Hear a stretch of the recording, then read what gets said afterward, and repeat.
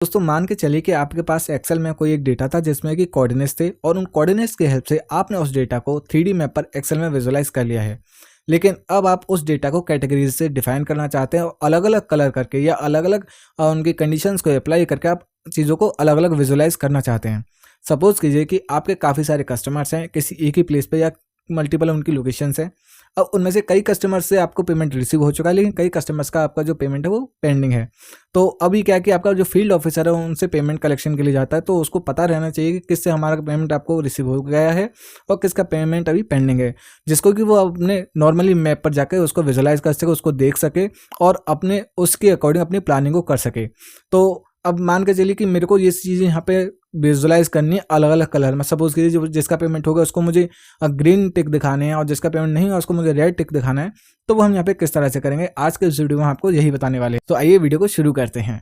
तो दोस्तों मान के चलिए कि आपके पास ये डेटा है एक्सेल में, जिसको कि आपने 3D मैप पर विजुलाइज कर लिया है।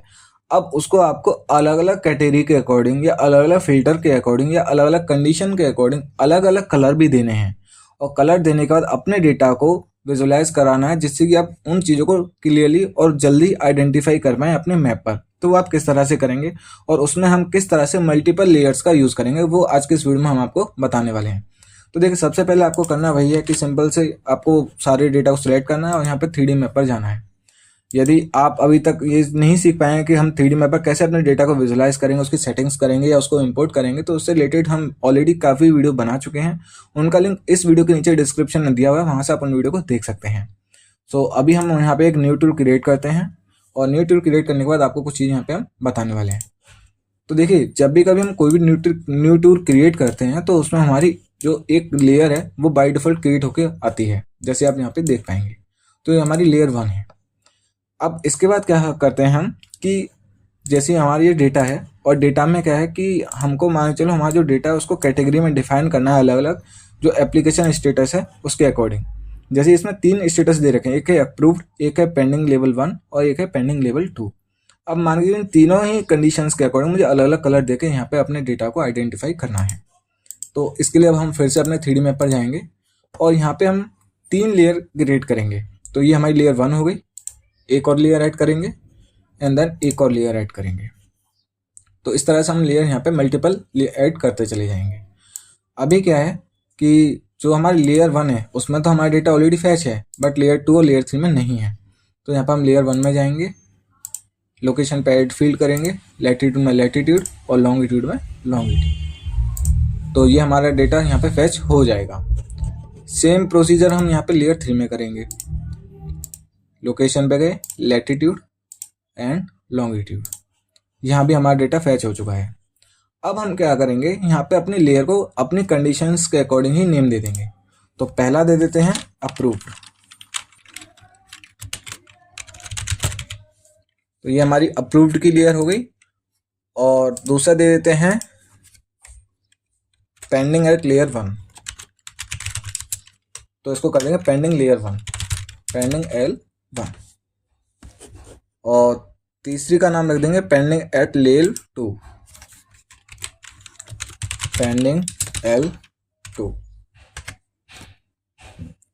तो ये हमने अपने लेयर के अलग अलग नाम दे दिए हैं। अब इसमें हमको कुछ और कस्टमाइजेशन करना पड़ेगा। तो सबसे पहले जाते हैं हम अप्रूव्ड में।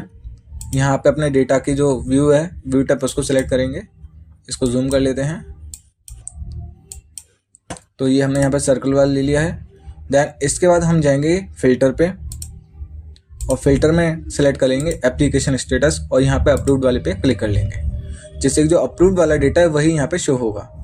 उसके बाद जाएंगे हम लेयर ऑप्शन में और यहाँ से अपने डेटा की जो साइज़ है उसको कम करेंगे। तो ये मैं कर देता हूँ 15 का। और ये डेटा का साइज करने के बाद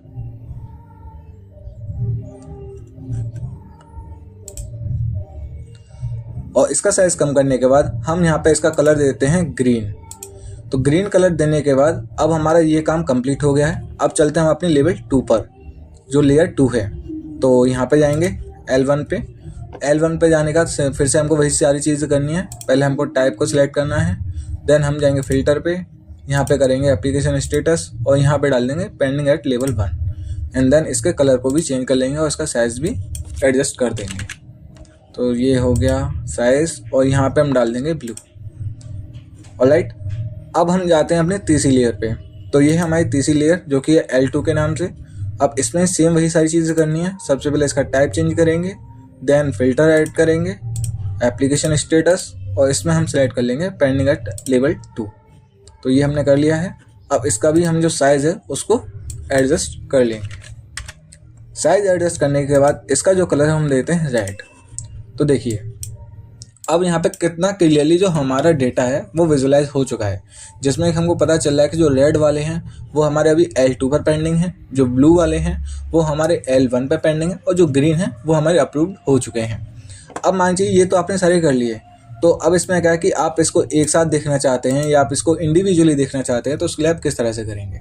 अब मान लीजिए हमको सारा डेटा एक साथ देखना है, तो आप देख ही रहे हैं कि आपको यहाँ पे पेंडिंग वाला भी मिल रहा है, L1 वाला, L2 वाला, और आपको अप्रूव्ड वाला भी मिल रहा है।